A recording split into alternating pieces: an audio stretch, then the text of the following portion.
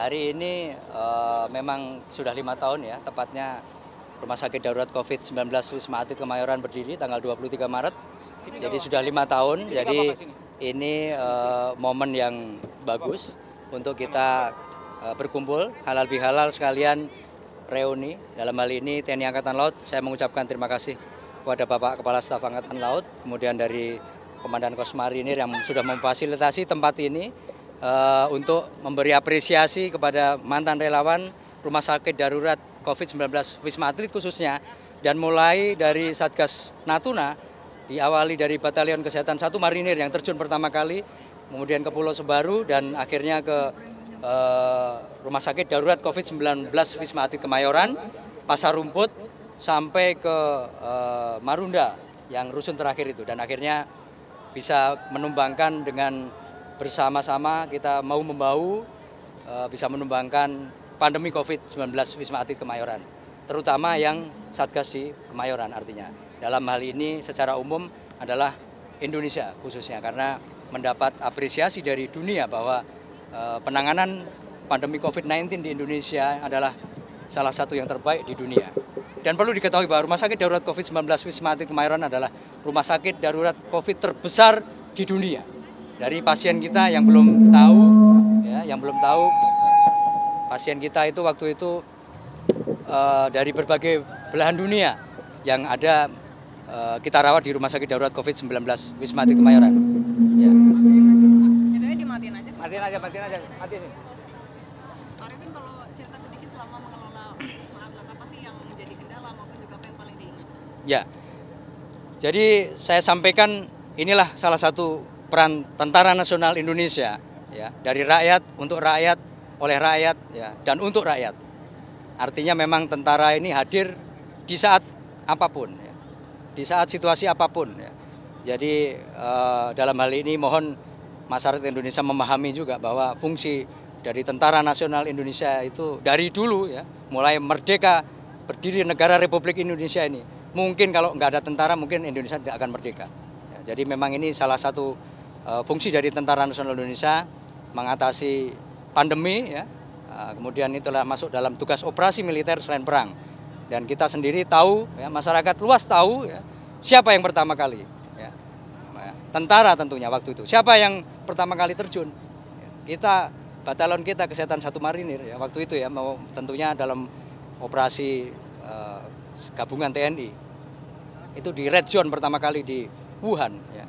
Kita berkumpul dengan para pasien yang kita rawat dari Wuhan, kemudian ke Natuna, kemudian ke Pulau Sebaru, ya, kemudian ke Wisma Atlet. Ya, kita semua yang garda terdepan adalah Tentara Nasional Indonesia. Oleh karena itu peran-peran kita dalam pandemi seperti kemarin ini mengingatkan bagi masyarakat luas bahwa keberadaan Tentara Nasional Indonesia itu, ya, jangan terus pas waktu nggak pandemi, waktu sudah lewat dilupakan, ya, dihujat. Nah, itu salah satu yang poin yang ingin saya sampaikan kenapa kita reuni ini adalah mengingatkan kembali, walaupun adalah memang tugas bersama, ya, TNI nggak bisa berdiri sendiri juga, karena tetapi minimal sebagai tulang punggung utama, ya, sebagai tim inti dari Satgas Covid kemarin adalah Tentara Nasional Indonesia. Betul sekali, sebenarnya ini sih sebenarnya lebih ke panggilan hati sih Mbak, karena terpanggilnya itu karena dulu pada saat zaman pemberangkatan TNI dokter-dokter yang ke Wisma itu, saya lihat di TV kayak merasa lah saya juga tenaga kesehatan loh, kenapa saya nggak ikut kayak gitu. Itu sih terpanggilnya sih sebenarnya. Saya bertugas dari bulan Mei tahun 2020 sampai penutupan tahun 2023, penutupan tanggal 30 Maret 2023. Saya dulu tugasnya berbagai macam sih Mbak, kadang ke pasien, ke ruangan, kadang juga saya mengisi kegiatan humas, kegiatan diklat, tapi lebih dominan kita ke pasien. Tapi saya itu nggak ditempatkan di satu ruangan, tapi saya bisa ke 3 ruangan, apalagi terjadi lonjakan Delta. Kan Delta banyak banget ya pasiennya, mau nggak mau kita mobile bisa 1 kali 24 jam kita kerja terus, 24 jam ke pasien terus. Menjaga biar nggak kena Nah, puji Tuhannya saya selama jadi relawan di Wisma Atlet saya belum pernah terpapar COVID. Yang perlu dijaga sih sebenarnya mindset ya, harus berpikir positif terus, makan banyak makan protein sih sebenarnya, terus olahraga juga jangan lupa, seperti itu sih. Yang paling berkesan itu sebenarnya banyak, tapi salah satunya itu sih lebih ke kalau dibilang itu Wisma Atlet itu kayak miniatur Indonesia ya, karena kita relawan dari Sabang sampai Merauke, jadi kita bisa saling tukar budaya, jadi kita juga bisa tahu karakter satu dengan yang lainnya. Itu sih lebih begitu mengesankan bagi saya selama saya bertugas di sana, seperti itu sih. Jadi waktu itu kebetulan saya baru masuk di rumah sakit Jakarta, rumah sakit baru belum operasional, datang COVID. Waktu itu sempat langsung ada WFA. Terus ada pengumuman untuk open recruit relawan di Wisma Atlet. Karena memang rumah sakit yang baru itu saya tempatin belum operasional, dan ini ada pembukaan di Wisma Atlet untuk kebutuhan perekam medis. Akhirnya saya coba daftar di situ dan ya lolos, alhamdulillah.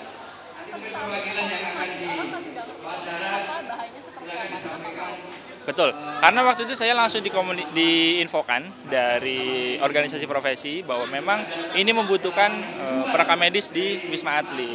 Karena di situ kan untuk pencatatan data di rumah sakit bencana itu memang agak sulit ya. Jadi memang waktu itu karena saya memang belum operasional bekerja di tempat lama, akhirnya saya udah masuk aja di situ gitu. Pada saat itu tidak ada sama sekali. Nggak tahu, memang nekat aja waktu itu. Yang penting bisa kerja, bisa gerak aja gitu waktu itu. Saya bertugas di Wisma Atlet tepatnya di tanggal 23 April 2020, satu hari sebelum puasa waktu itu, sampai 23 Maret 2023, sampai closing. Nah, tugasnya sebagai perekam medis, yaitu sebagai pencatatan data di rumah sakit. Contoh simpelnya kayak bagian pendaftaran. Bagian pendaftaran itu dikerjakan oleh rekam medis. Mungkin teman-teman tahu ketika pendaftaran di Wisma Atlet waktu itu numpuk, ya kita pertama kali yang menerima pasien itu kita. Terus data masuk ke bagian back office, kita kelola, kita hitung angka masuk, angka keluar. Mungkin teman-teman media juga tahu pada saat itu laporan pasien hari ini berapa masuk, berapa keluar, berapa meninggal, itu dari kami. Kami memang yang mendistribusikan data-data itu ke media, ke BNPB, ke kementerian, dan lintas sektor semuanya gitu. Memang kita merekap semua data-data, baik angka, termasuk dengan diagnosa pasien pun kami. Karena rekam medis itu memang mengelola data pasien itu. Gitu. Waktu itu totalnya kumulatif ya, ada naik turunnya. Saya pernah waktu itu di tim rekam medis sampai 100 orang lebih ada totalnya. Tapi memang untuk yang settle di Wisma Atlet Kemayoran waktu itu rata-rata di sekitar 30 sampai 40 orang.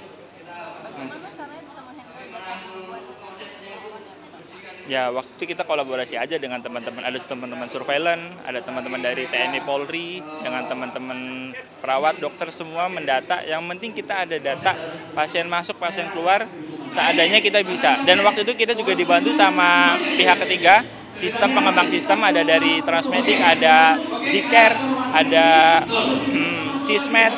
Dari Transmedic itu kita banyak dibantu karena pendataan itu kan memang cukup banyak ya, karena ribuan pasien yang keluar masuk pada saat itu kita dibantu dengan sistem. Memang ada pihak ketiga, SIM RS kita yang bantu gitu. Yang paling berkesan pada saya itu ketika bisa menolong pasien, mendaftarkan yang memang pasien dari cerita-ceritanya itu saya dikucilkan oleh warga, saya tidak diterima oleh keluarga, akhirnya kita coba bantu, kita daftarkan, kita coba rawat di situ, akhirnya dengan pulang mereka juga akhirnya bisa diterima lagi sama keluarga. Dan satu lagi, mungkin pada saat itu di Wisma Atlet saya 3 tahun ya, 3 tahun, 3 kali lebaran, saya nggak pulang demi ya bertugas di Wisma Atlet sih. Itu mungkin momen-momen yang nggak bisa dilupain ya. Yang lain bisa lebaran di rumah, saya 3 tahun berturut-turut lebaran Idul Fitri, lebaran haji, saya full di Wisma Atlet. Waktu itu suami pulang dinas itu flu. Terus kan karena waktu itu masih ini ya Mbak ya, COVID itu kita agak-agak khawatir karena punya anak 3 kan ya. Terus coba deh kita semuanya cek. Nah ternyata saya dengan suami positif gitu. Tapi alhamdulillah anak-anak enggak.